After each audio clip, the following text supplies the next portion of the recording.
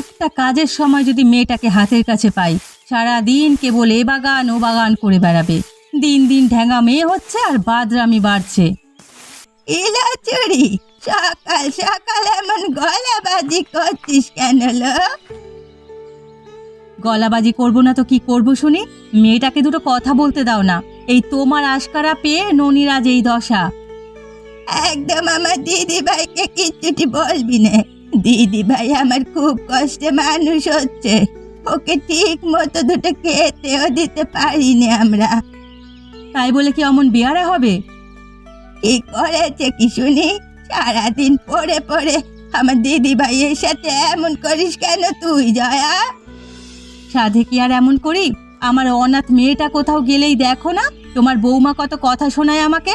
সেই সকালে বেরিয়েছে, না জানি কার পেয়ারা গাছে উঠে বসে আছে। কেউ কিছু বললে সিধে আমার কাছে পাঠিয়ে দিবি, কে কি বলে সেটা আমিও দেখব।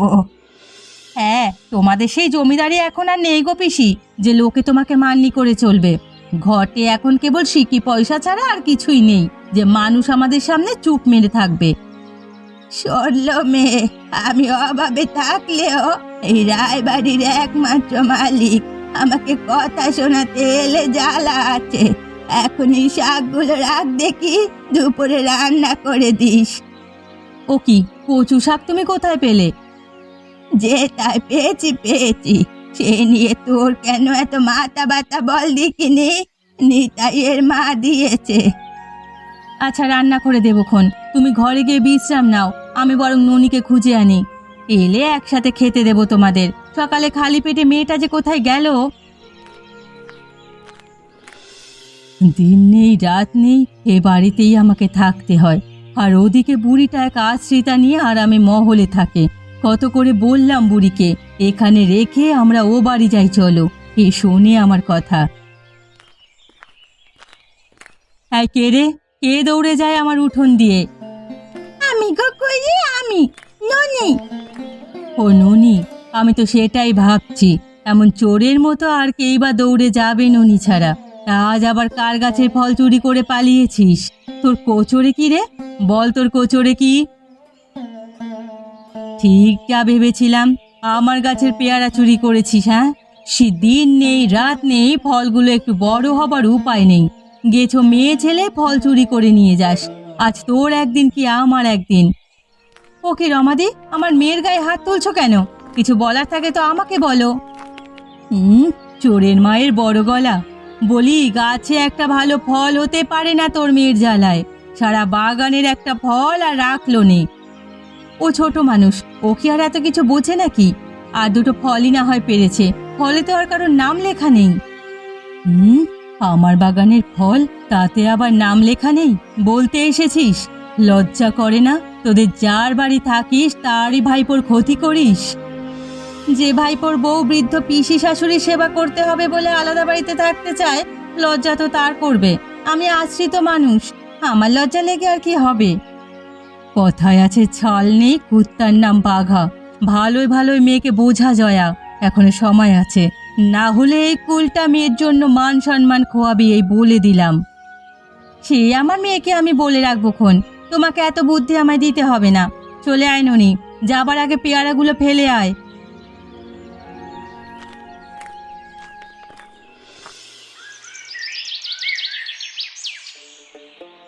তারপরে কি হলো ঠাকুমা? ওই রাজকন্যাকে কি রাজাই কুমার উদ্ধার করে আনতে পেরেছিল ডাইনিপুরি থেকে? আরে দিদি ভাই, রাজকুমারের তো জন্মই হয়েছিল রাজকন্যার জীবনের অভিশাপ কাটানোর জন্য।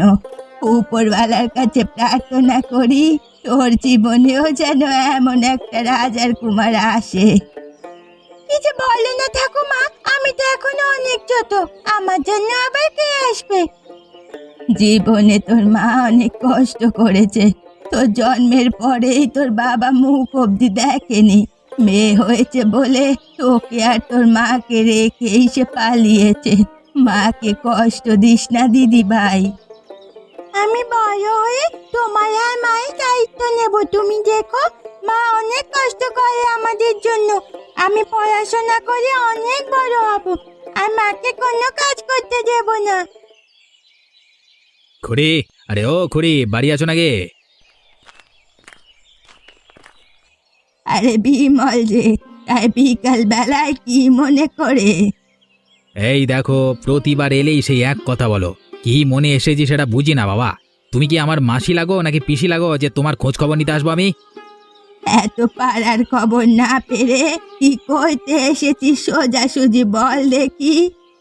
ও মা গো, আমার থেকে সুদে টাকা নিয়ে জয়ার বিয়ের সময় খরচা করেছিলে, মনে নেই নাকি বুঝি? হ্যাঁ, ব্যাপার না মনে করানোর জন্য তো আমি আছি। এবছরে সুদের টাকা তো এখনো দিলে না। জয়া ঘোষ বাড়িতে কাজ করে, এ মাসের মাইনেটা পেলে তোকে টাকা দিয়ে দেবে বাপ। এই দেখো, আবার বাপকে ডেকে ফেললে। এই তো একটু আগে সে কি কথার ধার ছিল তোমার! হ্যাঁ, টাকার কথা বলতেই সব উবে গেল। আমি দিয়ে দেব বাবা, দেখিস তো মেয়েটা একা একা কাজ করে সংসার চালায়। একা একা কষ্ট করে কেন চালায় সংসার? আমি তো বলেছিলাম আমার জ্যাঠার বউটা মরেছে, তার সাথে বিয়ে করতে। সে তোমার কথা শুনলই না। দূর হপরা মুখ, তোর ওই ঘাটের মরা জ্যাঠার সাথে কে বিয়ে করবে রে? আজ আছে কাল নেই, তাকে বিয়ে করে নিজে সর্বনাশ কে করবে? বেশ, আমার টাকাটা কিন্তু দুদিনের মধ্যে চাই, না হলে কিন্তু জোর করে জ্যাঠার বউ করে নিয়ে যাব বলে দিলাম।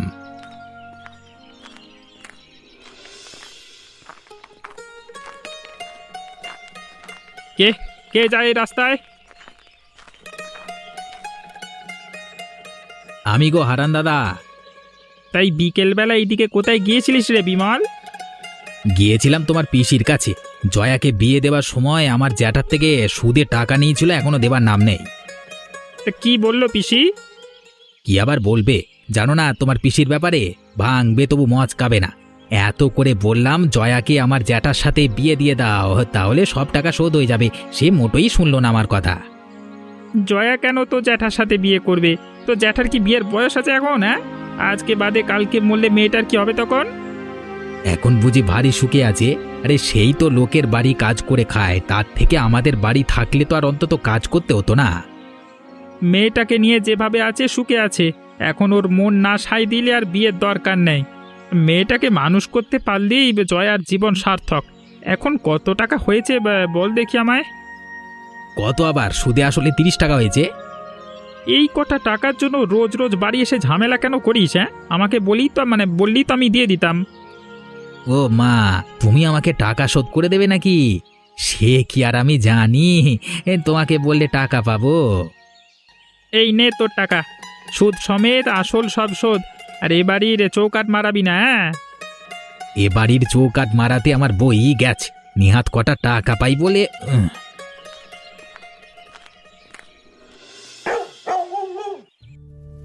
তুমি ছোটবেলায় কি আমার মতো এমন করে বেড়াতে থাকো মা? তা নয় তো কি, আমি তো তোর থেকেও বেশি দোষী ছিলাম রে দিদি ভাই। তখন বেশি দোষী পানা করলে তোমার মা তোমাকে মার দিত না, খেতে দিত? যেদিন একটু বেশি বদমাইশি করেছি সেদিন তো ভয়ে সারাদিন বাড়িতে আসতাম না। আর যখন আসতাম তখন এক চোট মার খেয়ে তারপরে ভাত পেতাম। কি কি রান্না করতো তোমার মা? সেই সময় খাবারের অভাব ছিল ঠিকই, তবে আমাদের এত অভাব ছিল না। বাবা তখন 5 টাকা বেতনে শহরে কাজ করতেন। এই সময় কত পিঠা পুলি, ইলিশ মাছের তরকারি আর কত কিছু যে হতো। আর আজ কেবল ভাত আর আলু সেদ্ধই কপালে জোটে, তার উপর আমাদের এই 2 হতভাগীকে জায়গা দিয়ে তুমি পড়েছো আরো বিপদে। চুপ কর পোড়ামুখী, আমার নিজের লোকেরাই আমার এই শেষ সম্বল বাড়িখানা দখল করতে চায়। আমি তোকে রেখেছি যেন আমার বল থাকে সেজন্য, আর ছোটবেলা থেকে তুই তো আমার কাছেই মানুষ। এই অভাবে সংসারে তোমাদের আমি ভালো কিছু খেতে দিতে পারি না, আমার বড্ড খারাপ লাগে পিসি।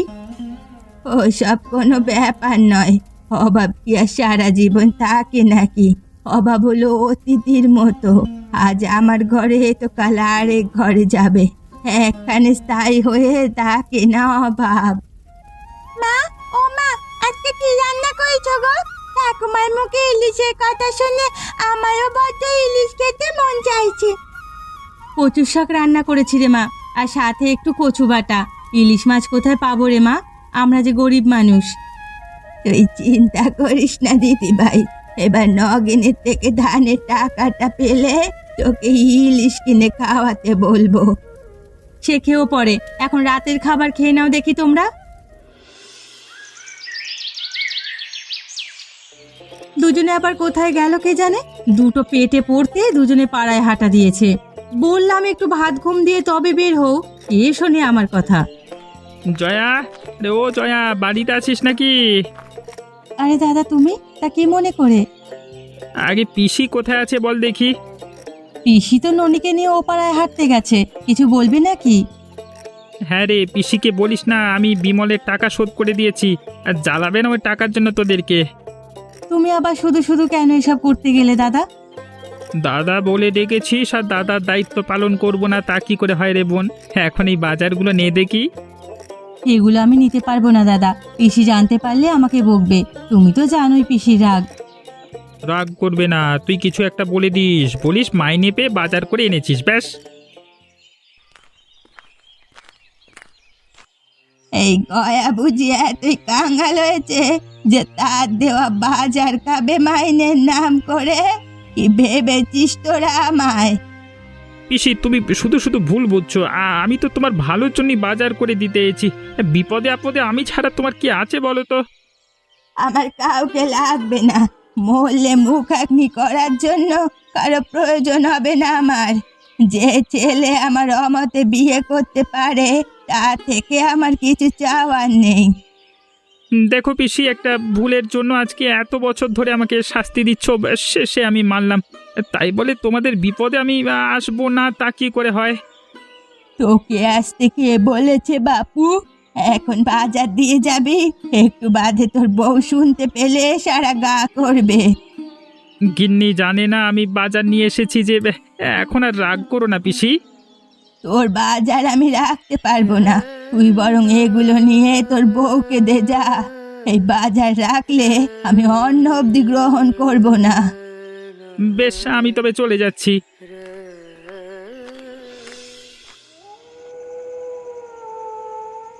আচ্ছা ঠাকুমা, তোমার মা কি তোমাকে সবসময় ভালো ভালো ভোজ রান্না করে খাওয়াতো? আরে দিদি ভাই, আমার সব থেকে পছন্দের ছিল সর্ষে ইলিশ আর ইলিশ ভাপা। বড় বড় চাঁদপুরের ইলিশ দিয়ে ভাপা করলে যা মজা লাগতো না। চাঁদপুরের ইলিশ আবার কি ঠাকুমা? এটা পদ্মা নদীর পাশের একটা এলাকা, এখানে সব থেকে বেশি ইলিশ মাছ পাওয়া যায়। ইলিশ মাছ বুঝে তোমার খুব পছন্দের? আরে দিদি ভাই, ইলিশ মাছ আমার খুব পছন্দের একখানা মাছ। এখন তো অভাবের তাড়নায় খেতে পারি নে, না হলে আমাদের বাড়িতে রোজ আমার জন্য ইলিশের একখানা পদ থাকতোই। এখন খেতে ইচ্ছে করে না তোমার ইলিশ? করে না বই কি, সেই যে তো দাদু থাকতে ইলিশ খাওয়া হতো, বড় বড় পদ্মার ইলিশ। লোকটা মারা যাওয়ার পরে আর ইলিশ খাবার কপাল আমার হয়নি। আমি বড় হলে যখন চাকরি করব তখন তোমার জন্য ইলিশ মাছ কিনে নিয়ে আসবো। ভোরবেলায় হাটে ইলিশ পাওয়া যায়, একদম তাজা তাজা। সেই ইলিশের স্বাদে জুড়ি মিলা ভার। একদম ঠিক কথা বলেছিস মা, এখন আর কেউ সকালে ঘুম থেকে উঠতেও চায় না, আর ইলিশও কেনা হয় না। এখন তো সবাই মাংস আর বিদেশি খাবার নিয়েই ব্যস্ত। গ্রামে সেই আমেজটা এখন আর নেই মানুষের মধ্যে। ইলিশের গল্প করতে করতে আমার ভোরবেলা সেই বড় ইলিশ খাবার ইচ্ছে আরো বেড়ে যাচ্ছে। ইলিশের গল্প করে আর কাজ নেই, আমাদের সেই ভোরবেলায় বড় ইলিশ খাবার সাধ্য নেই। এখন ভাত দিচ্ছে, খেয়ে নাও তোমরা।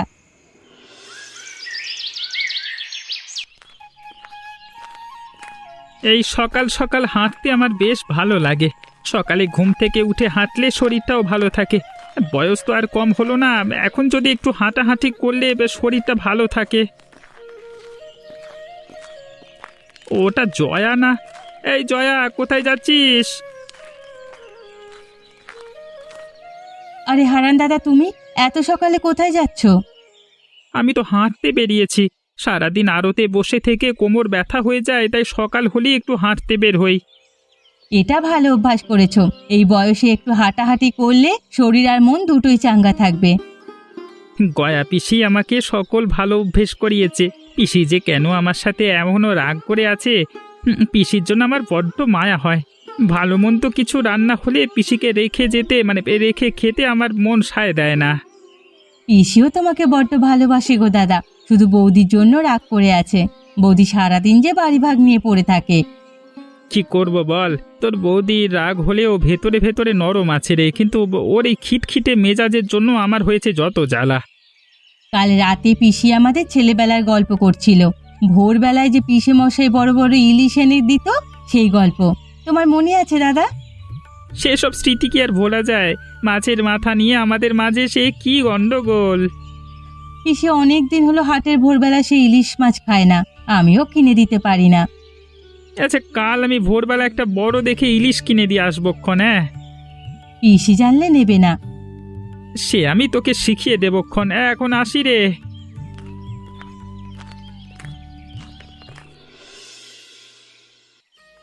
সকাল সকাল ঘুম থেকে উঠলেই মনটা ভালো হয়ে যায়।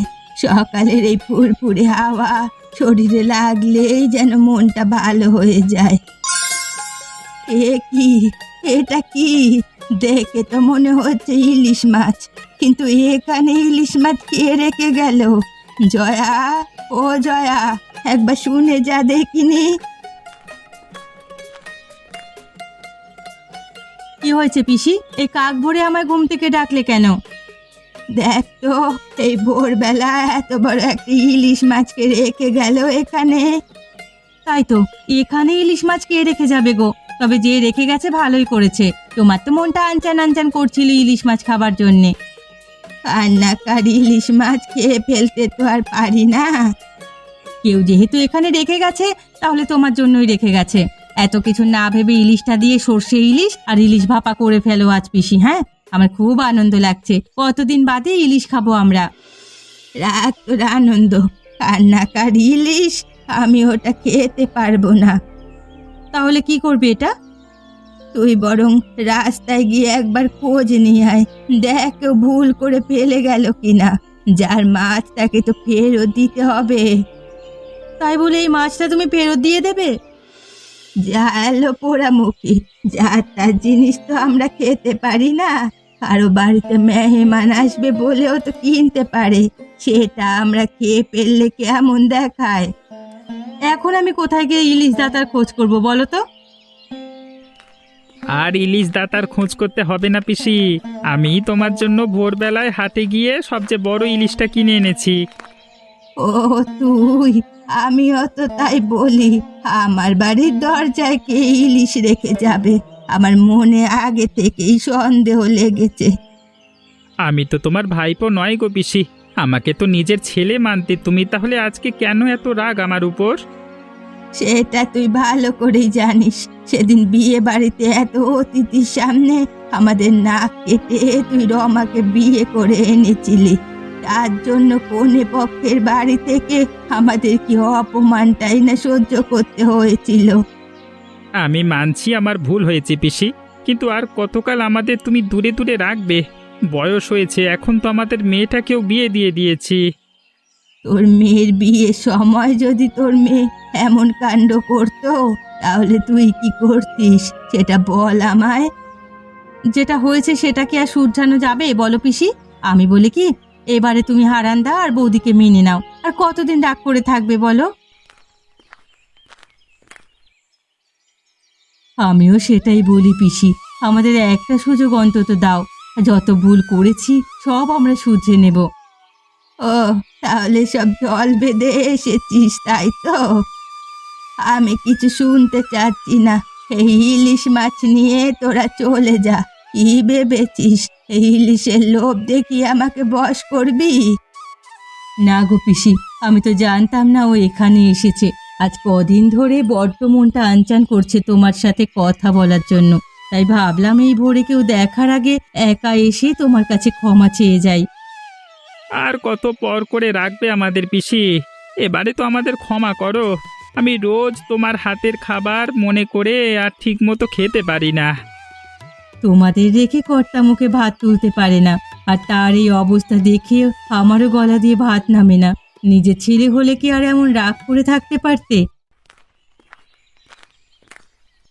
ওরে পোড়ামুখী, কে বলেছে হারান আমার নিজের ছেলে না? ছোটবেলায় যখন ওর মা মারা গেছে তখন আমি ওকে কোলে পিঠে করে মানুষ করেছি, একটা আঁচড় পর্যন্ত লাগতে দিইনি। আমিও তো তোমাকে আমার মা আর জয়াকে বোনের জায়গায় বসিয়েছি সব সময়। নিজের ছেলেকে আর কত দূরে রাখবে মা? আয় বাবা, আমার বুকে আয়। আজ আমার কি আনন্দ লাগছে। আমি আর তোদের দূরে রাখতে পারবো না। আজ বাদে কাল মরে গেলে মনে আক্ষেপ থাকবে। তাহলে আর দেরি কিসের? ভোরবেলার এই বড় ইলিশ দিয়ে তোমার হাতের ইলিশ ভাপা করে ফেলো দেখি পিসি। তোমার রান্নার অনেক তারিফ শুনেছি, কখনো খেয়ে দেখা সৌভাগ্য আমার হয়নি। মাছের মাথাটা কিন্তু আমায় দিতে হবে। বেশ বেশ, তুই খাস বোন। এবারে আমাদের একটা সম্পূর্ণ পরিবার হলো। তোমাদের গাছের পেয়ারা আনতে গেলে আর বকা দেবে না তো? এমন মজার মজার গল্প দেখতে আমাদের চ্যানেলকে সাবস্ক্রাইব করতে ভুলবেন না।